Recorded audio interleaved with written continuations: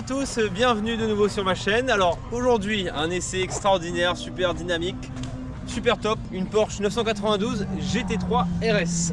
Alors vous allez voir, on va l'essayer sur le circuit du Castellet. Donc c'est une auto honnêtement qu'on a déjà roulé, hein. on va refaire du roulage pour vous emmener tout à l'heure. Franchement c'est presque une voiture de course. Donc si on veut parler un peu plus de la RS par rapport à la GT3 plus basique, si on peut dire ça, vous avez déjà des appendices aérodynamiques de partout. C'est assez flagrant, on s'aperçoit que c'est vraiment celle-ci la RS. On a un véhicule là qui est équipé d'un 6 cylindres bien sûr, atmosphérique. Une puissance de 525 chevaux à 8500 tours, vous allez voir ça chante, c'est magnifique. Le couple, bon on n'a pas énormément de couple, on a 47 mètres kg de couple, vers 6000 tours. Honnêtement il faut y être quoi, à partir de 5000 tours c'est là que ça fonctionne bien. En dessous c'est quand même beaucoup plus creux, c'est une voiture qui est très civilisée cela dit. Si on veut s'en servir un petit peu sur la route, mis à part pour les dodanes. Sur la vitesse maxi du véhicule, donc on a un véhicule qui n'atteint pas les 300 km/h, étant donné qu'on a un appui aérodynamique énorme. Je me suis renseigné par curiosité sur le CX, le coefficient de pénétration dans l'air. On a un CX qui est de 0,39, ce qui est assez élevé pour une voiture de nos jours, hein. On tourne plutôt aux alentours des 0,30 de nos jours. Donc au niveau de la pompe pneumatique, donc on a des Pirelli, donc des semi-slick. P0 Corsa, on est en 335 de large. Honnêtement il n'y a aucun problème de motricité, même en seconde plein gaz en plein virage ça va glisser légèrement mais de façon très contrôlable. Sur l'avant un peu plus étroit, enfin étroit, un peu moins large on devrait dire, on est sur du 275/35 par 20, donc on a une monte pneumatique inférieure et même au niveau de la taille de la jante, sur du 21 à l'arrière. Grosse particularité, ça on peut pas ne pas en parler, de la GT3 RS par rapport à la GT3 de base. Là on a un véritable DRS, donc cette partie là qui va venir pivoter lorsqu'on appuie sur un bouton dans les phases ligne droite, qui nous permet sur le Castellet là de gagner 10 km/h. On arrive à 260 au lieu d'arriver à 250 si on l'active pas. Vraiment une voiture extraordinaire. Bon je m'y attendais bien entendu, j'avais roulé les 991 en GT3 RS, mais on est encore un cran au-dessus là, notamment beaucoup d'appui aérodynamique sur le circuit du Castellet et on fait des temps franchement qui se rapprochent d'une voiture de course. Ça c'est vraiment impressionnant je trouve. La différence par rapport à une auto de course ça va être les pneus en fait, hein. On a des pneus semi-slick là, mais ce ne sont pas des purs slick bien entendu, et c'est là que c'est la seule chose qui faiblit sur l'auto. Niveau freinage, vous voyez c'est du carbone céramique. On n'a pas eu du tout un seul instant de la journée de fading, hein. La pédale qui part au fond, pas du tout. Vraiment c'est très endurant, donc vraiment que du positif. Et malgré tout à l'intérieur, vous avez une auto quand même qui reste relativement confortable. C'est bien filtré et avec toutes les possibilités d'aujourd'hui. Alors bien sûr vous avez des sièges baquets hein, qui ne sont pas très réglables. À l'arrière c'est condamné, hein, vous avez juste de quoi glisser un sac entre les arceaux. Et petite note très sympathique je trouve, ils ont conservé le vrai contour à aiguille, ça je trouve ça vraiment sympa en plein milieu du cadran. Et je peux aussi vous parler de tous ces systèmes là, vous avez sur le volant. Il y a plusieurs réglages possibles. On peut régler la compression, la détente des amortisseurs, l'agressivité je dirais du différentiel. Bien sûr on peut tout déconnecter, hein, c'est ce qu'on va faire tout à l'heure. C'est quand même mieux de rouler sans les aides sur un circuit. Voilà, je n'ai pas grand chose de plus à vous dire, on se retrouve sur la piste.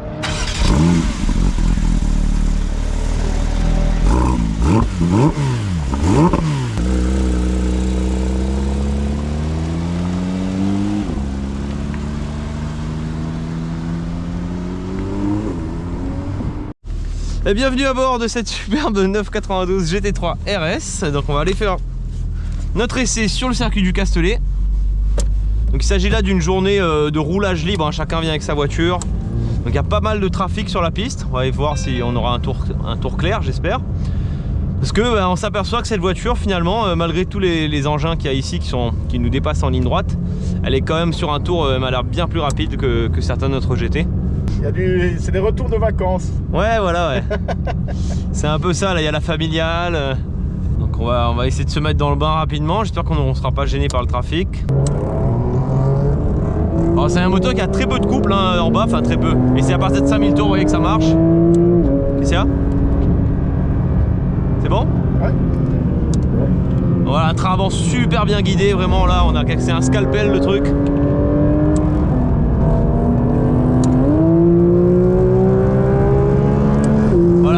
Pas très fair play certains, on va le prendre au frein.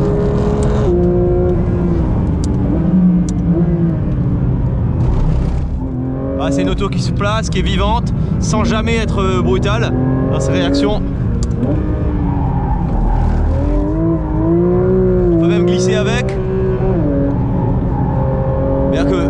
voie efficace.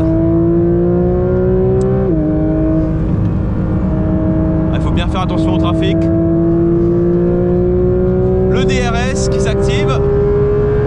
Il y a un bouton qui est ici. On a pris 9000 tours là.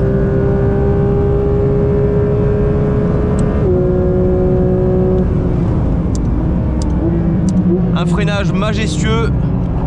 Le véhicule se place de façon vraiment très douce. La boîte, c'est un régal. Franchement, t'as vraiment du goût, Geoffroy. Là, on arrive à la fameuse courbe de cygne. Bon, ça passe pas à fond, c'est pas non plus une voiture de course, mais ouais, on est quand même à des vitesses sympas.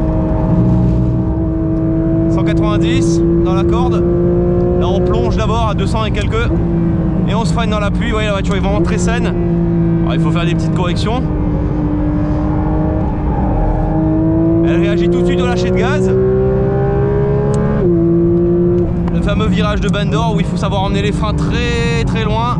Ah, je dis ça, j'ai loupé la corde.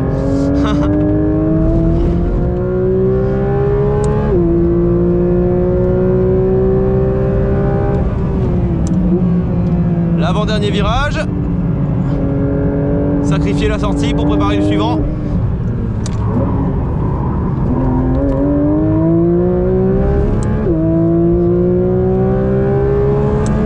On a activé le DRS.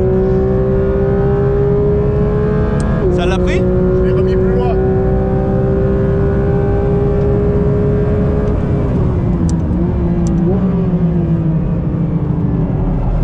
Voilà, la seule différence pour rapport à une voiture de course, c'est qu'on a moins de pneus, mais à part ça, franchement, vraiment quelque chose de top.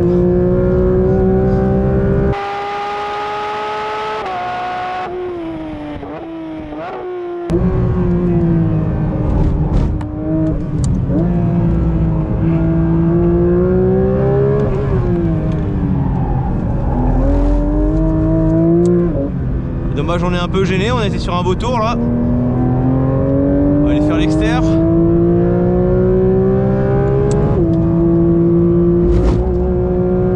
Ouais, c'était quasiment à fond là dans le gauche de la Sandbomb. C'est rare qu'une voiture puisse faire ça. En tout cas une auto de série.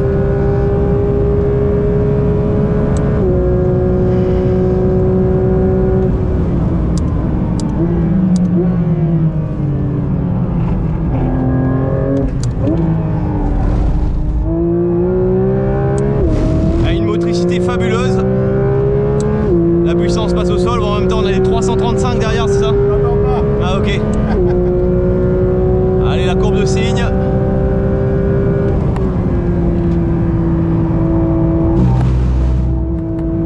Il y a un trou là à l'intérieur.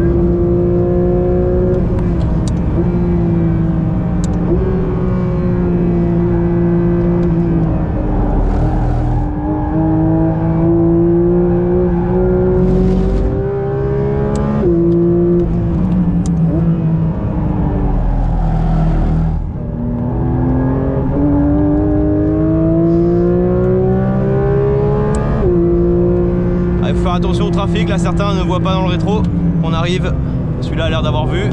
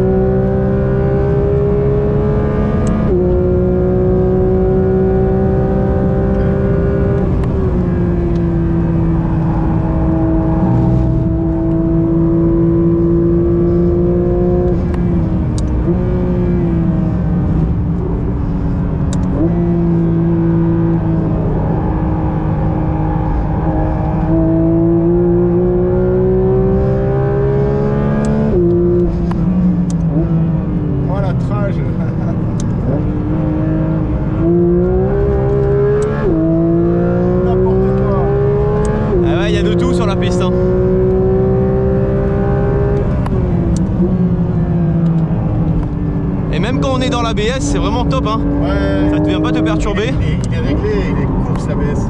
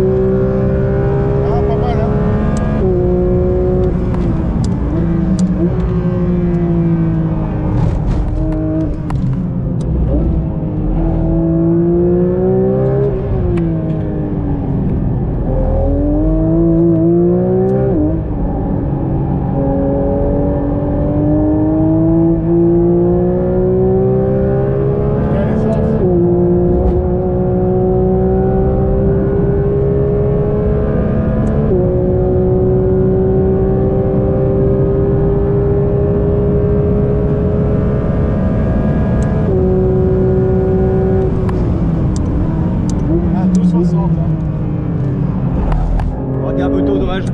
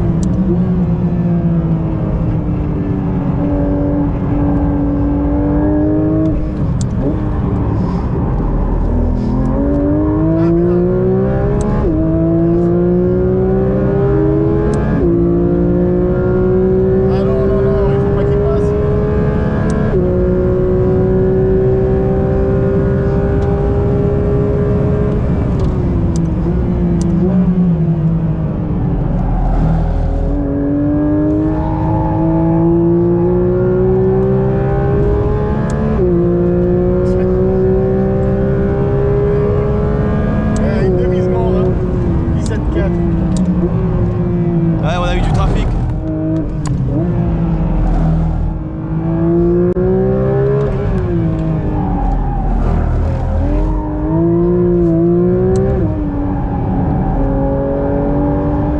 Ah, je restais plus à terre. Ouais, je la contrains trop, tu penses? Je la contrains trop? Hein? Je la contrains trop? Ah, je trouve que t'es fort en dessous, tu vois.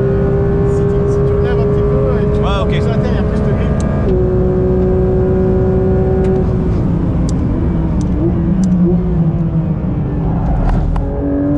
Tout le reste.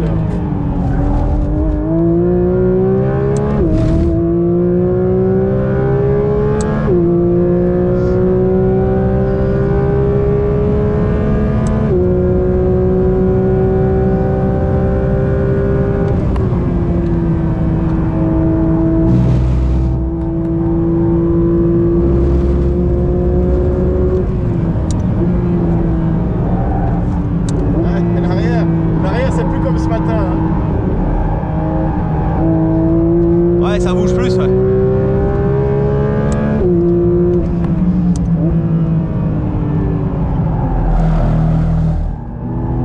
Dommage. Ouais. T'as vu les pneus 90.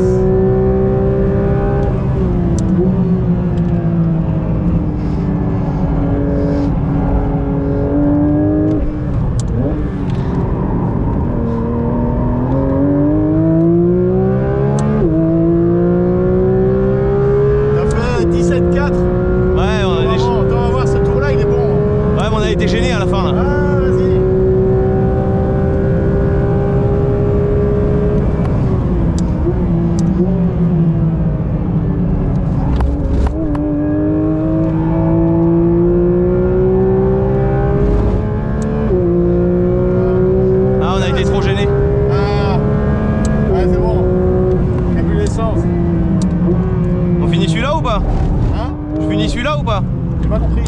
fini celui-là ou pas? Je n'entends pas. Ouais, non, c'est bon, arrête. Tu commences à te chauffer là. Merci beaucoup. Merci Geoff. Hein? Merci beaucoup, franchement c'est top. Ouais, mais c'est agréable d'être à côté aussi, tu sais. Putain, tu sens vraiment la caisse qui vient là. Ouais, elle enroule bien, hein. Ouais. Mais j'ai l'impression que les pneus s'usent un peu derrière. Tu vois, maintenant, elle est. Ouais, elle a tendance à plus s'engager, ouais. Ce matin, elle était plus collée derrière. On a changé quand même pas mal de trucs au réglage et tout, je sais pas. Voilà, c'est top. Ouais, c'est une bonne idée ça. Faut bien refroidir les freins. Bon, bah pour résumer, une auto vraiment. C'est le pied quoi, franchement, je peux pas dire plus, hein. C'est d'une précision, moindre action qu'on fait, le millimètre de frein qu'on enlève, elle se place, elle fait exactement ce qu'il faut qu'elle fasse, sans jamais faiblir. Bon, la seule faiblesse vraiment c'est les pneus qui ont surchauffé, là c'est ça qu'on s'est arrêté. Elle commençait à trop bouger la voiture, mais mis à part ça, franchement c'est vraiment un régal. Une précision absolue, les freins ne faiblissent jamais, le moteur il en veut tout le temps. Alors c'est pas le plus impressionnant des moteurs que j'ai eu l'occasion de conduire bien sûr, hein. Il n'y a pas beaucoup de couple, mais par contre ce son est juste magnifique. Et honnêtement je pense que bon, mis à part les dodanes sur la route qui doivent être un peu dérangeants, ça a l'air d'être bien filtré quoi. Ouais, non, non, sur la route ça reste agréable, ça reste relativement agréable. Voilà, mais si vous avez le projet de vous acheter une auto pour faire de la piste de ce style là dans cette gamme de prix, ben n'hésitez plus quoi, j'ai envie de vous dire, hein, franchement. Mais là c'est une voiture pour venir faire des temps sur une piste, mais vous pouvez venir sur la piste par la route, c'est ça qui est magique. Vous n'avez pas besoin d'avoir un plateau de tout ça, mais vous avez quand même une voiture presque de course entre les mains. Il suffit de lui mettre des slicks et ça deviendrait une voiture de course qui a la clim en plus. C'est un ADN course. Ouais, vraiment l'ADN course. Elle a moins de moteur que les autres, donc ça oblige vraiment de s'appliquer. J'aime bien cet aspect là. Il y a des voitures sur la piste qui ont plus de moteur ou un meilleur, en tout cas une meilleure pénétration dans l'air. Sinon on a beaucoup d'appui aérodynamique. Mais voilà, si vous vous posiez la question et que vous regardez cette vidéo, ben ne vous la posez plus, hein, c'est ce qu'il faut pour venir faire du circuit. Alors bien sûr, vous irez pas au ski avec, j'imagine, parce que les skis, je sais pas où les mettre. Il n'y a pas de coffre. Voilà. Mais si vous voulez faire une voiture pour de la piste, mais qui peut venir par la route, c'est la voiture à acheter. Porsche 992 GT3 RS. C'est un bijou. Merci à tous d'avoir suivi cette vidéo jusqu'au bout. Comme vous voyez, il faut refaire le plein, hein. C'est pas la première fois de la journée qu'on le fait, on a dû le faire 4 fois quand même. Un réservoir de 60 litres, donc ça part vite, hein. 60 litres, on va faire quoi, hein 120 bornes, vous savez, vous faites quoi, 120 bornes avec 60 litres? Sur le circuit, ouais, 120. Quelque chose comme ça, ouais. Voilà, bon, bien entendu, on n'a rien sans rien, hein. C'est normal. Donc, pour résumer, bah, si on devait résumer quelque chose, c'est le top, quoi. Clairement. C'est pas le plus gros des moteurs que j'ai pu rouler, mais c'est la voiture de série la plus proche d'une voiture de course. Encore une fois, si vous voulez acheter une voiture pour faire de la piste, n'achetez pas autre chose que ça. C'est mon conseil en tout cas. A plus tard.